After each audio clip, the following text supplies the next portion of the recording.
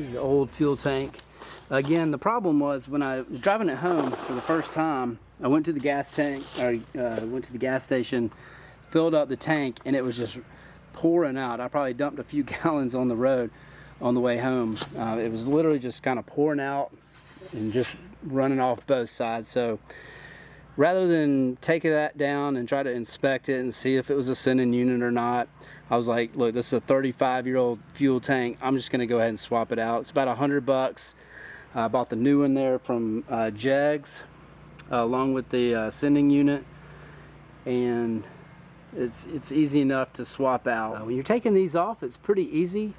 There's 4 bolts per hanger that you got to remove, and then there is a gas tank skid plate. Pretty easy to remove. You just got to kind of get up in there, feel around, and figure it out, but it's not too difficult. There's a few different types of sending units. This one has 3 outlets on it. There's some that have 2, but just make sure you are ordering whichever one is right for your truck. I'm not sure the model years and all that sort of stuff, but you can look through where the tank is, even with the tank installed, and see if you have a couple lines coming out or 3 lines coming out.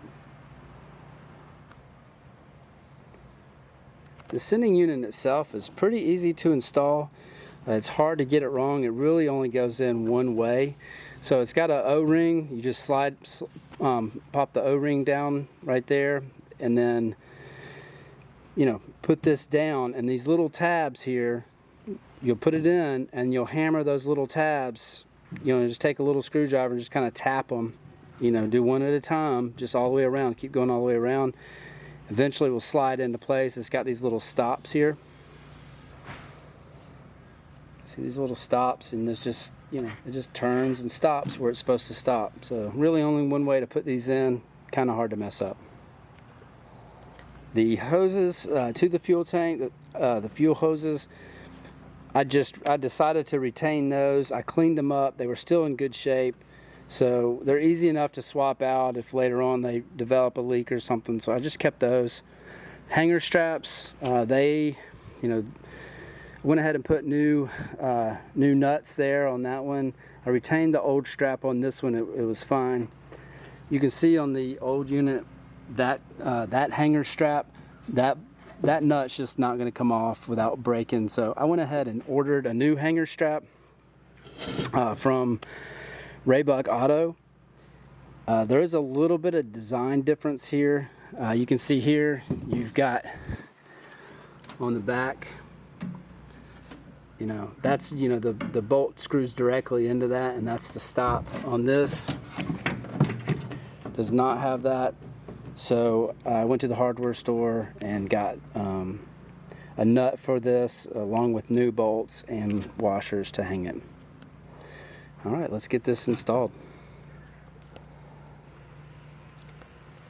Okay, here's where these bolts come out. That's where your hanger strap's attached to. There's 4 here, and then there's 4 up in here that you attach, and then where it attaches, and then the skid plate, there's a hanger for that as well.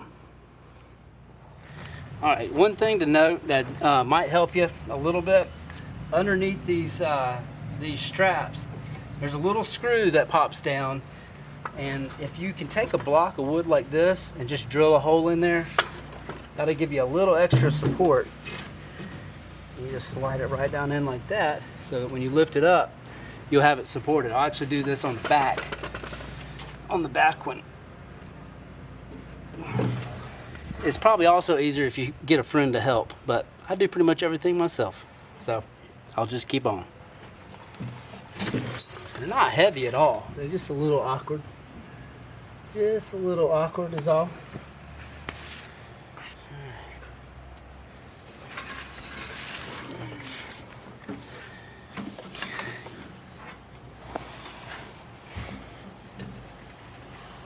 All right, we got it into position, so now we're going to start putting her up into place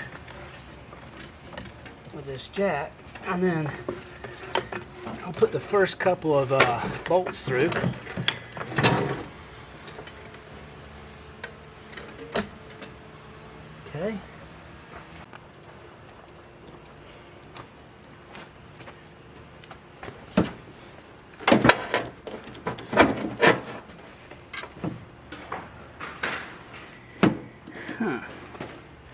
That little flange is unfortunately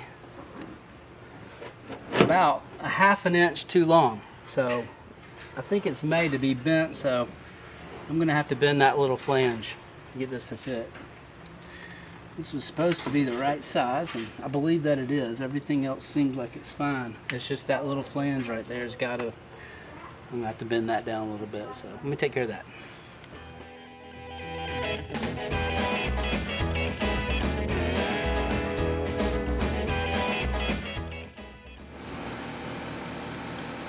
All right, a couple things I want to point out. I did make a mistake, and I just want to go ahead and tell y'all what that was in case you're doing this job and you may make that same mistake too. So mistake number one was I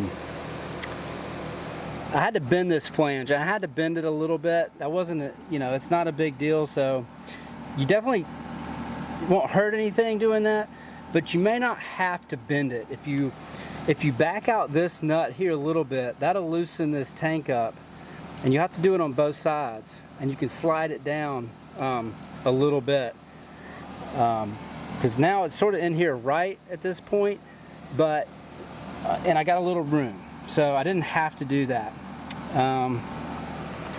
Mistake number two, and it's hard, I won't be able to show you it right exactly, but I'll point it out on this one.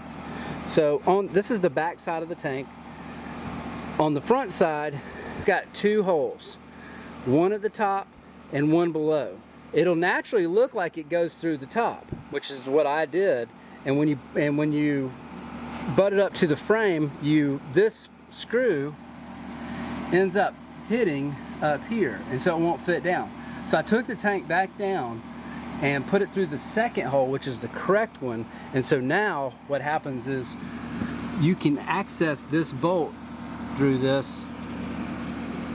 back side of the frame that you can tighten down. So here's what I'll tell you. Another thing is, don't screw everything down so tight.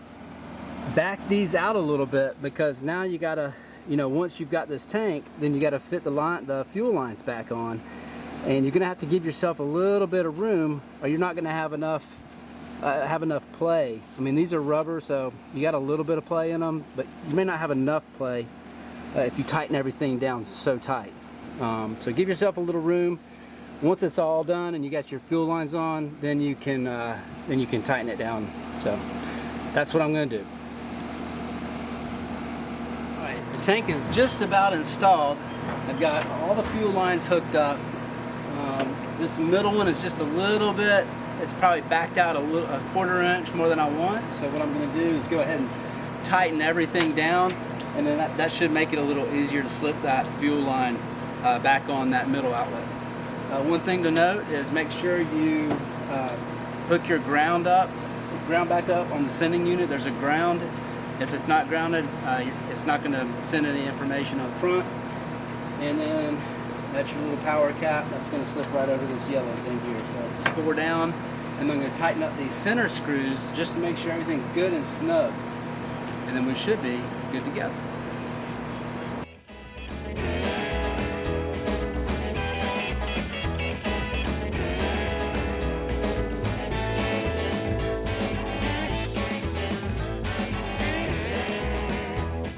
I got all 8 bolts tightened down. Everything fits in here just like it should. I didn't have to do anything extra. I ended up, like on this flange, ended up with a little bit of extra space. I didn't have to bend it, but it didn't hurt anything. It's got a little edge there that looks like it's indented, so it can be bent. I got my tank on the ground screw onto the frame, and I just got to connect this guy.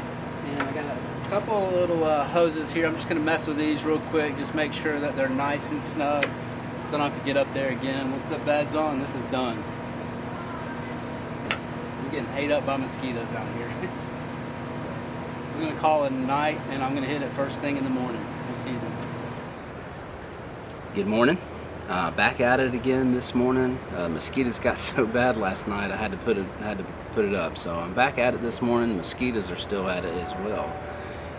We've got a lot done over the last few days that I wanted to get done while I had some time off. Got the the frame painted.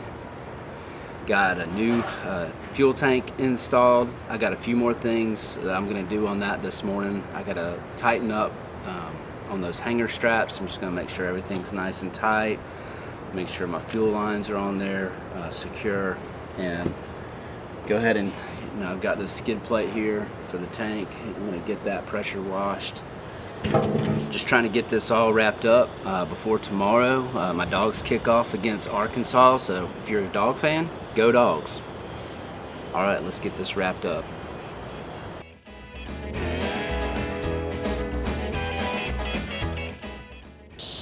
So I got everything back on the truck.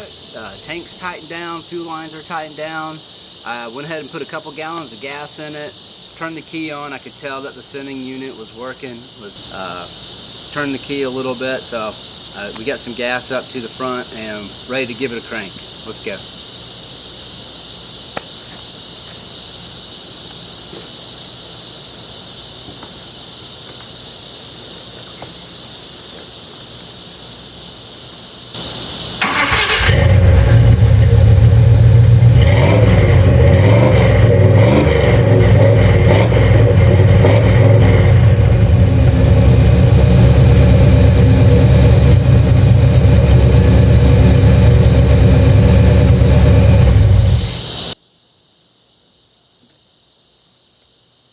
Alright, let me show you this. So everything's running good. The engine sounds really nice right now. If you saw the other video, you heard a lot of flickety flickety clap clap clap stuff. Basically, the exhaust manifold gaskets were not good. They were pretty much blown apart. So that's what I'm going to show you right here. So while we were waiting to get to some other work on the truck, I went ahead and replaced those. I used a Felpro exhaust manifold gasket, easy to do.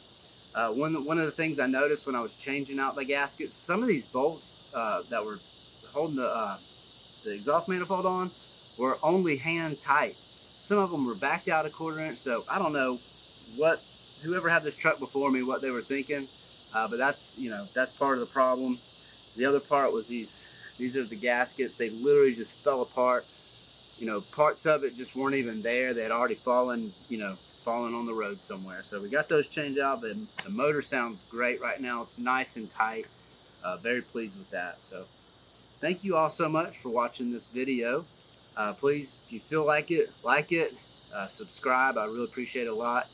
And we'll catch you next time. Thank you. Bye-bye.